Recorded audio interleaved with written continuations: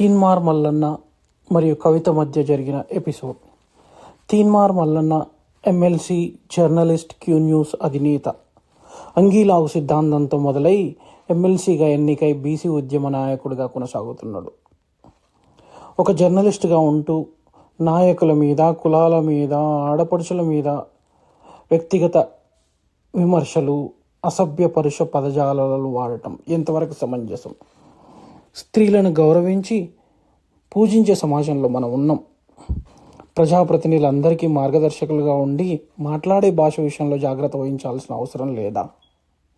ఈరోజు కవిత మరియు తీన్మార్ మల్లన్న మధ్య జరిగిన సంఘటనను కవిత మరియు బీసీ ఉద్యమానికి, బీసీ ప్రజలకు మధ్య జరుగుతున్న ఎపిసోడ్గా చిత్రీకరించే ప్రయత్నాలు చేస్తున్నారు.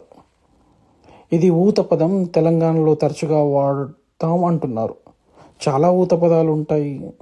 వాటన్నిటినీ ప్రజాప్రతినిధులుగా ఉండి ప్రజా ఉద్యమాల గురించి మాట్లాడేటప్పుడు ఎంచుకునే భాష విషయంలో జాగ్రత్త వహించాల్సిన అవసరం లేదా? ఈరోజు ప్రజాప్రతినిధులు ఇలాంటి భాషను ఉపయోగిస్తే సామాన్య మానవులు ఎలా మాట్లాడాలి? కల్వకుంట్ల కవిత విమర్శలకి రాజకీయంగా స్పందించాల్సింకుండా వ్యక్తిగత విమర్శలకు వెళ్ళడం ప్రమాదకరం.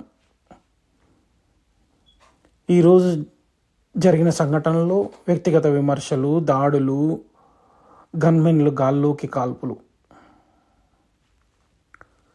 ఇవన్నీ ప్రజాస్వామ్యానికి ప్రమాదకరం.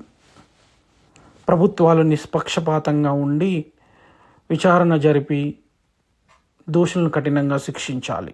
జై తెలంగాణ.